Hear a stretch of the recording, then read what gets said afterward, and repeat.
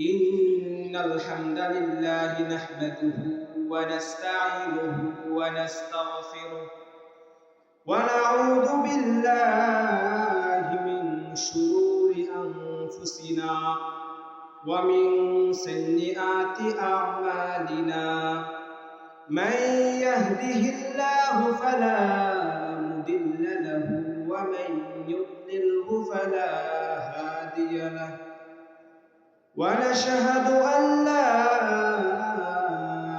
إله إلا الله وحده لا شريك له ونشهد أن سيدنا وسندنا وحبيبنا وحبيب طبيبنا وقلوبنا ومولانا محمد صلى الله عليه وسلم. أما بعد فقد قال الله تعالى في كلامه المجيد وفي فرقانه الحميد.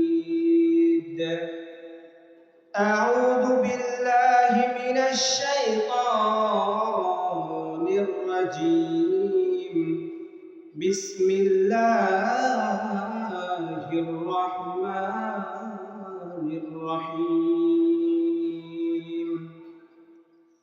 من عمل صالحا من ذكر أو أنثى وهو مؤمن فلنحيينه حياة طيبة ولنجزينهم أجرهم بأحسن ما كانوا يعملون. وقال رسول الله صلى الله عليه وسلم: أخلص دينك يكفيك العمل القليل، أو كما قال عليه الصلاة والسلام. আলহামদুলিল্লাহ, সমস্ত প্রশংসা সেই মহান রব্বে কাবার দরবারে, যে মহান রব্বুল ইজ্জত আজকে আমাদেরকে দয়া করে, মায়া করে, মহব্বত করে, আমাদেরকে পছন্দ করে দ্বীনি এক মজলিসে জান্নাতের বাগানে দুনিয়াবি সমস্ত প্রকার কাজ কর্ম থেকে ফারেক করে আমাদেরকে মাহফিলের প্যান্ডেলে এসে বসার তৌফিক দান করেছেন।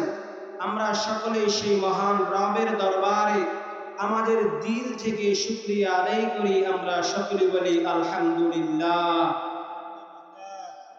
মুহতারাম হাজিরিন, শুকরিয়া আদায় করতে হলে আমাদের শুকরিয়ার দ্বারা উদ্দেশ্য হইতেছে গিয়া আমরা যে একটা নিয়ামত পাইছি সেই নিয়ামতের কৃতজ্ঞতা আদায় করা, এবং কৃতজ্ঞতার উদ্দেশ্য হইতেছে যে আমরা যে খুশি হয়েছি, আমরা যেখানে আসতে পেরে আজকে আনন্দিত, সেই খুশির জবানটা আমরা জোরে সোরে রব্বে কাবাকে খুশির নিয়তে আমরা দিল থেকে বলি আলহামদুলিল্লাহ।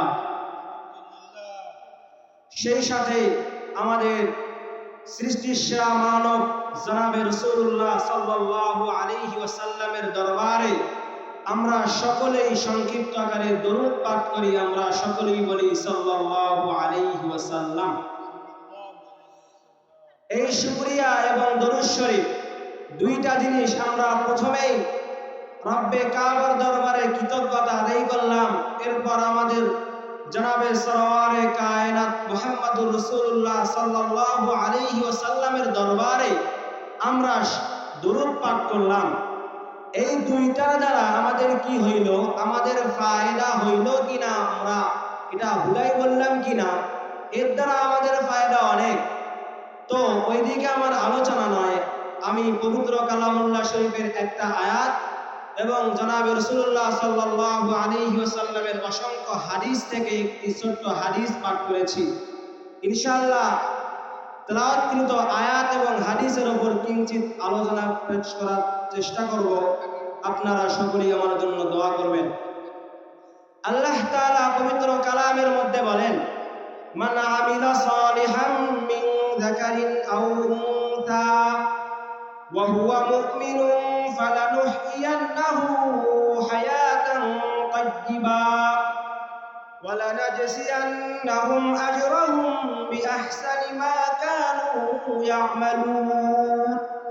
এখানে আমাকে আপনাকে আমাদের সকলকে আল্লাহ তাআলা আমাদের মুমিনদেরকে উদ্দেশ্য করে ডাকতে বলেন, মুমিন নারী পুরুষ, মুমিন যারা আছেন, যারা আমরা নিজেদেরকে ঈমানদার দাবি করি, যারা আমাদের নিজেদেরকে মুসলমান দাবি করি, ঈমানদার দাবি করি, তাদেরকে মহান রব বলতেছেন, ওই মুমিন সকল তোমরা শোনো, তোমরা যে নেক আমল করো, তোমরা যে নামাজ পড়ো, রোজা করো, হজ পালন করো, যাকাত প্রদান করো, এর দ্বারা তোমাদের ফায়দা কি হবে, এর দ্বারা তোমরা কি উপকৃত হবা, সেই বিষয়ে আল্লাহ তাআলা এই আয়াতের মধ্যে কিঞ্চিত আলোচনা করেছেন। ইনশাআল্লাহ আমি কথাগুলো বলার চেষ্টা করব, আপনারা আমলের নিয়তে শুনবেন, ইনশাআল্লাহ ফায়দা হবে।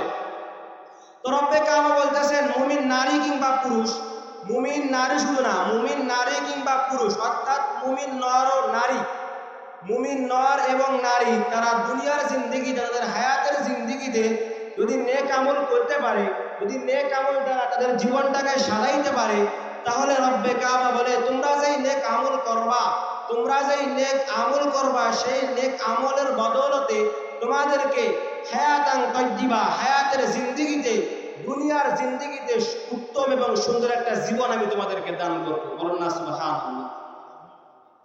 আমরা দোয়ার মধ্যে সর্বক্ষণই আল্লাহ তাআলাকে বলি, রব্বানা আতিনা ফিদ দুনিয়া হাসানা ওয়া ফিল আখিরাতি হাসানা ওয়া কিনা আযাবান নার। তো আমরা দুনিয়াতে যে বসবাস করি, আমাদের একটা লক্ষ্য উদ্দেশ্য অবশ্যই আছে। আমরা মাঠে ময়দানে কাজ করি, এরপর চাকরি বাকরি, ব্যবসা বাণিজ্য আমরা যে করি, আমাদের কিন্তু একটা মাকসাদ থেকেই থাকে যে আসলে আমি যে মাঠে ফসল লাগাইছি, আমার মাকসাদ কি, আমার উদ্দেশ্য কি, এখান থেকে আমার সফলতাটা কি আসলে। তো আল্লাহ তাআলাও বান্দাকে যে কাজকর্ম দিয়েছেন, আল্লাহ তাআলা যে বান্দা বান্দিকে তার হুকুম দান করেছেন, এর দ্বারা উদ্দেশ্য কি, বান্দা যে নেক আমল করবে, বান্দা যে বদ আমল করবে, এর দ্বারা বান্দার লাভ কি হবে আর বদ আমল করার দ্বারা ক্ষতি কি হবে, আল্লাহ তাআলা কোনোটাই অস্পষ্ট রাখেন নাই। আল্লাহ তাআলা আমাদের জন্য দুইটাই, সরল পথ এবং সঠিক পথ এবং ভুল পথ, কোনটা করলে জান্নাত, কোনটা করলে জাহান্নাম, কোনটা করলে শান্তি, কোনটা করলে শাস্তি, আল্লাহ তাআলা কোরআনের মধ্যে বিস্তারিত আলোচনা করেছেন। তো যেহেতু আমরা দুনিয়ার মানুষ স্বার্থের জন্য পাগল, তো আল্লাহ তাআলা আমাদেরকে কিঞ্চিত লোভ দেখাইছেন। লোভ দেখায় উদ্দেশ্য কি, যে আসলে তোমরা একটু নেক আমল করো, যার দ্বারা তোমরা লাভবান হইতে পারো। এই দুনিয়ার জিন্দগি তো কিঞ্চিত জিন্দগি, এই জিন্দগি তো ক্ষণস্থায়ীর জিন্দগি। ওরে মহতারাম ভাই, এই জিন্দগি তো আমাদের ক্ষণস্থায়ী, এটা তো চিরস্থায়ী কোনো থাকার জায়গা নয়।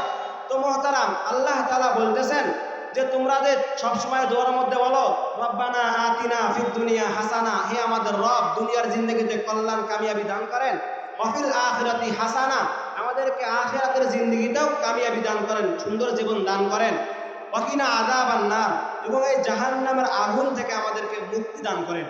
আমরা সর্বক্ষণিক এই দোয়াটা আল্লাহর কাছে করে থাকি। তো আল্লাহ তাআলাও ওই আয়াত দ্বারা বলতেছেন, মুমিন নর ও নারী তোমরা যে দুনিয়ার জিন্দগিতে নেক আমল করবা, এর দ্বারা আমি তোমাদেরকে দুনিয়ার জিন্দগিতে, হায়াতের জিন্দগিতে তোমাদেরকে আমি উত্তম জীবন দান করবো। বলেন সুবহানাল্লাহ। এটা হইতেছে গিয়া রব্বানা আতিনা ফিদ দুনিয়া হাসানা, অর্থাৎ আমরা দুনিয়ার যে কামিয়াবি, দুনিয়ার যে কল্যাণ, সেই কল্যাণ সম্পর্কে আমরা সামান্য একটু জানলাম। এখন আসেন আখিরাত। আমরা আখিরাতে কি পাবো? আমরা যে 5 বেলার নামাজ পড়ি, রোজা রাখি, এরপর দান সাদাকা করি, দুনিয়া তো পাইলাম, এখন আখিরাতে আল্লাহ কি দিবেন? ওয়ালানাজজিয়ান্নাহুম আজরাহুম বিআহসানি মা কানু ইয়ামালুন। রব্বে কাবার মালিক বলতেছেন, ও দুনিয়ার মুসলমান, ও দুনিয়ার মুমিন নর নারী, তোমরা যখন দুনিয়ার জিন্দগিতে এই নেক আমলগুলো করো, আমি তোমাদেরকে আখিরাতের জিন্দগিতে, যে জিন্দগির কোনো শেষ নাই, কোনো পরিশেষ নাই, এই জিন্দগিতে তোমাদেরকে আমি এমন বদলা দান করব, তোমাদেরকে আমি এমন উত্তম পুরস্কার দান করব, যেই পুরস্কারের বদলে তোমরা দুনিয়ার জিন্দগিতে আমল করতা, অর্থাৎ তোমরা এমন কিছু পাবা যে জিনিসটার কাজ তোমরা দুনিয়ার মধ্যে করেছো, তারই উত্তম জাযায়ে খায়ের আমি তোমাদেরকে আখিরাতের জিন্দগিতে দান করব। বলেন সুবহানাল্লাহ।